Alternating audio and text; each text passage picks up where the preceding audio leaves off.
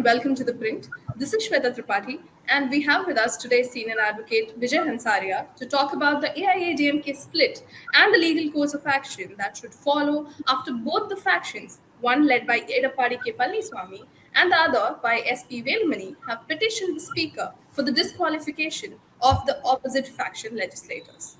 Now, to start with, Mr. Hansaria, we have seen a peculiar situation where both sides don't have a two-third majority MLAs. Both sides had appointed a whip, and both sides have filed disqualification notices against each other, arguing that the other party did not follow the whip. As per the law, who prevails? See, there are two issues. One is whip, another is merger. Now, you require two-thirds for the merger. Now, none of the parties has two-thirds. It is 25 one section and 22 other factions. So none has two-thirds. Now the question is of whip. In the whip, under the law, according to me, it is the Supreme Court judgment is clear that the political party issues the whip.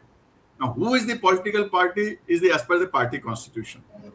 Now, as per the party constitution, in my opinion, Palniswamy is the general secretary of the party, and his whip should be authorized. That would be the valid whip. Now, in this case, as I find that Vijay Bhaskar is issued the whip, and that claiming himself to be the chief of the party. Now, again, there is a dispute. The dispute would go to the speaker, definitely. All eyes would be on the speaker as to how he decides about it. Because I do not know whether Mr. Palniswamy issued any whip or not. Whip is issued by the Vijay Bhaskar. He did. He had appointed Krishnamurthy as the whip from his faction. Okay. Now, so there would be ultimate ball would be in the court of the speaker, and how the speaker decides, how independently they decide, how lawfully they decide, within how much time they decide, is anybody to guess and see, wait and watch. But one thing is clear: TVK has won. He is the chief minister. He has passed the floor test. So this go, and he will appoint the speaker. So a lot of things depends on the speaker. Right. Now that we know that the speaker's role is quite crucial, what procedural steps must the speaker, JCD Prabhakar, follow on the disqualification petitions as they're filed by the Palniswamy faction and the rebel faction against each other? So what I could see is, I do not think as yet any disqualification petition has been filed. So there is a procedure, there are rules. You have to file formally as you file a case in the Supreme Court or High Court or lower court. You have to file a formal petition in a prescribed procedure format. Under the rules, there are prescribed formats which you file before the speaker. The speaker issues notice to the other side, gives time to reply, and then he hears. And I could see, I do not know how much time, because we have very instances where the speakers have delayed it for political consideration. So there is no timeline within which it can be delayed. All that it has happened is on earlier occasions when the speaker has delayed it, the courts have issued all fixed a timeline within which you must decide. But then again, it's a rival things which go on. Then after the High Court, speaker decides, it will go to the High Court and then to the Supreme Court. Right. So, like you mentioned, while they say that they have, done so much, they have petitioned to the speaker. You think that the formal process is yet to follow. Sir, on what grounds can each side challenge the disqualification notices once that takes place? See, Palniswamy faction would say, I am the leader of the political party. Right. I am recognized under the constitution of the political party. So my whip is to prevail. Anybody who has violated the whip, that is 25 members who has violated the whip, are to be disqualified. But one thing is clear, that the disqualification occurs only when the order is passed, not on any prior point of time. So whatever has happened till last 3-4 days, that is valid. Even if they are disqualified, the number of MLAs goes down in the House, and but then the votes which they cast, the 25 members which cast in favor of TVK, that will remain valid. And the House resolution that the TVK has the majority and the confidence of the House, that will remain valid. But it's anybody's guess who will, and both factions are definitely will be filing applications before the speaker. That's the starting point. Right. Going back, we've seen that EPS met MLAs from his faction in a resort in Puducherry to get their signatures on electing him as the legislative party leader. But what we have gathered is that there was no formal communication that has been made to all MLAs talking about the election of the legislative party leader. They were not issued a notice for a meeting. In such a situation, does his election as legislative party leader still hold? See, one has to communicate to the speaker that so and so person has been elected as the leader of the legislative party. Which they gave they gave a letter of support of 17 MLAs That's when on the there are first two day. factions, both will do it, both will say. Ultimately, it will depend again. So far, the leader of the legislative party is concerned, the whoever has the majority would be the leader of the legislative party, definitely. It can't be that so that's why there are two issues. One is a political party. Political party is the AIADMK. Mr. Palniswamy is the general secretary. As per the party constitution, he is head of the party. So he can issue the whip. But so far as the leader of the legislative party is concerned, that goes by number. As, whomsoever is the higher number, who would be recognized as the leader of the legislative party. Right, right. So So, there are looking at this situation, how is this different from the Shiv Sena case or the NCP? it's no difference. Everything dependent on the speaker again. The- and the courts after court, reports after reports have been saying the speaker is definitely has a party interest. We hardly see a speaker who is fairly decides. We hardly have confidence in the speaker. I'm saying with all respect to the speaker that who will take decision as per the law. He will decide most of the cases because he's a party person. He is not an independent person. So the report after report, even the government report, law commission reports have said that the power of the speaker to decide disqualification should not be there. It should be the governor on the aid and advice of the election commission. So election commission, supposedly the neutral body, it will advise the governor or the president, and they will take a call. They will take a decision and subject to judicial review by the High Court and Supreme Court thereafter. So to Right. expect that yes, people will get a fair decision according to them, but then decision whomsoever decides is the decision till it is reversed by the by the higher court, or one can say Supreme Court or something like that. Like what we have seen earlier is like in their cases the EC had gone by the legislative strength, which was two-thirds for both the rebel factions, talking about the Shiv Sena case. But in this case, what do you think if this goes to EC, what is EC likely to go by? See, so far, if it goes to the election commission, that's a different. Then election commission power is under the symbol order. It goes by the party as a whole. So then it does not go only by the MLAs.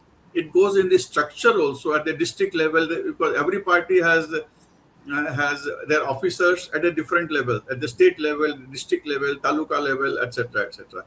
So whomsoever the law is that whomsoever has the majority at all Right. levels, that decides so far the election commission is concerned who would be the party, which faction would be recognized as a party. In that Shiv Sena case, since this Eknath Shinde group proved that it has the support not only of MLAs, not only of the party MPs, but also of the district units, presidents, secretaries. So it's all number game. You have to get as many affidavits in your support and then go to the election commission, because MLAs counts, MPs counts, district secretaries count, taluka secretaries counts, etc., etc. All organization level. So that is a different aspect so far as the election commission is concerned, because the election commission decision is not based only on the MLAs, whereas in case of House, in case of disqualification, it will be only MLAs.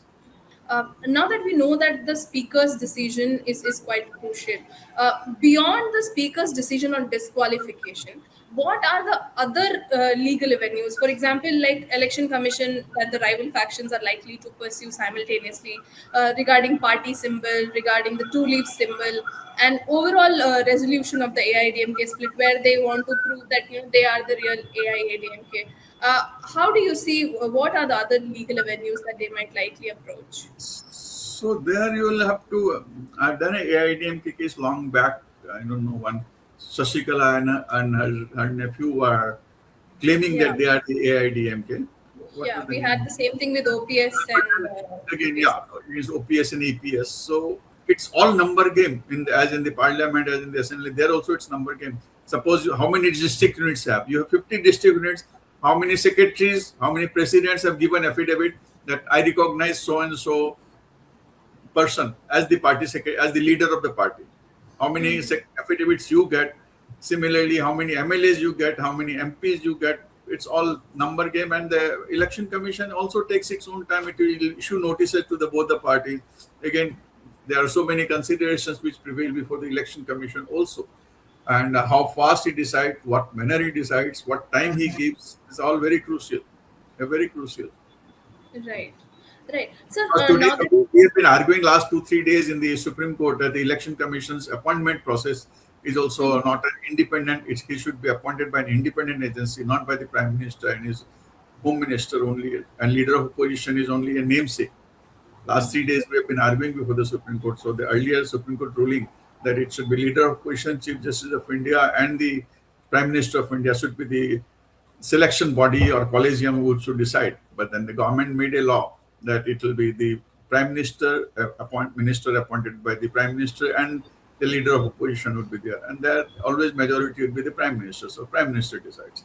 So there is a huge thing which is going on in the Supreme Court debate also. So how fairness is the issue which we look forward whenever there is an adjudication issue, be it speaker, be it governor, be it legislature, be it the election commission. That's why ultimately everything comes to the High Court and Supreme Court. so we talked about how this whole issue of proving who's the real AIADMK and who gets the symbol. How is this battle over who is the real AIADMK or who gets the two-leaf symbol different from the one we've already seen when the party was having issues with EPS and OPS-led factions? So how do you see this being different from that? Or can we See, have any similarities? Yeah. what I have seen is those in power, they went in anti-defection also. Most of the people have gone with the power. They get ministerial berth, etc., etc. They go which is number.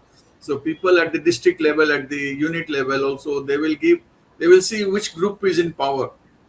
So whichever group proves that I have more strength, numerical strength in the structure of the organization of the party, which organizations are at all levels, and the election commission will take overall view that all right, at the state level we have 50 office bearers. How many office bearers are in this group, that group? But my experience has been always who are in power, because all these 25 MLAs have also gone because of the power. On looking there, they're seeing power that side and they're not seeing anything here. So definitely that is whichever number gets, whichever faction get more numbers will be the deciding authority. Right. So I think we've already earlier also seen that the numbers of people in support with both either of the factions actually did play out when PS was expelled and he now he's with DMK. So now talking about the trust vote, like at the trust vote, neither side had the magic number for two-thirds majority. Now, Yes. if either one of the sides manages to get MLAs from the other side and reach the 32 mark for two-thirds majority, now after the trust vote, how does the situation play out? See, today nobody is claiming a split or a merger in the party. Split is no more available because that was one third. That era is gone since 1990. I think 91st Amendment it was there in 2004. Now you have to have two-third. Now, if you have two-third, then you approach the speaker that there is a merger of the party. Rest of the can opt out. But nobody is claiming that because nobody has a number. So today the issue is not of merger of the party or two-third. Today is the whip. Which whip is valid? According to, if you violate a whip, it's a ground for disqualification. So first the speaker will decide whose whip is valid. Then whether whomsoever factions, one faction has definitely defied the whip, so other faction is likely to be disqualified. Then the next level game will go to the election commission for the party symbol. There, as I am saying repeatedly, not only the MLA matters, it does matter, but definitely all other office bearers, MPs also matters, and the district level, organization level, it also matters. Right, right. Sir, now that you mentioned, just adding to what we just discussed on deciding on the whip, about the validity of the whip, while it is to the discretion of the speaker on deciding which one is valid and what happens, given also the number of people on either side. Are there any other factors also to be considered when we decide when the speaker decides on the validity? See, today the law is under the anti-defection law, speaker is the adjudicator. Unless that law is changed, you have to go to the person who has been given the power to adjudicate. So whether it's a question of whip, whether it's a question of merger, speaker has the power. Though we all have been saying that the speaker power should not be there, even if he is fair, it does not seem to be fair because he is appointed by a political party, and we have seen the speaker later becoming the chief minister, later becoming the resigning and becoming the party president also. So it does not hit, he get detached from the party for all times to come. Technically, he becomes detached, but he remains a party person because there has been instances where speakers have become chief minister later on and party president later on. So it definitely not an and the first condition for a judge or an adjudicator is that he must be independent. In an arbitration, also we get a declaration from the judge that I have nothing to do with it. I have no interest in it. I don't have a shareholding in it. None of my relatives are working on it. So unless the adjudicator is independent, there is no adjudication in fact, according to me. That's why instead of not only the Supreme Court, the government reports have been repeatedly saying, but then nobody is changing the law. Yeah, it's up to the parliament to amend the law. And unless they amend the law, it will be remain the speaker because he is the authority under the law. Right. So coming to the last part of it, when we did discuss about there has been the decision is yet to be taken on the disqualification. I also wanted to know, will there be disqualification notices even against those who rebel later on, like if they do? No, presently it will be only 25 or 22. Now, if later on there is some development regarding merger, so suppose 25 plus 7 say that no, we have merged with the political party. Later on, it comes out that they were not 32. In fact, two persons' signatures were taken by force. They come out and say, no, signatures were taken by force. Then they become less than two-thirds. They may face a disqualification. So there are so many ifs and buts because, and we see nowadays being all the members being taken in some private resorts and etc. So you don't have confidence in your MLAs. That's a very sad part of it. I have always been saying that you have to keep them almost under arrest with a luxury, but they're not connected with their own person. They're not connected with their family. Their mobile phones are taken away. They are kept in a closed guard. They're armed all around. Persons are there. They're taken in a bus, and then you don't have your confidence in your own MLAs. So what worse scenario can be there for a democracy? Right. We saw that with all the parties immediately after All the the parties, election. everyone who is in power, who wants power, adopt these methods without exception. Without exception, Right. no doubt. Right.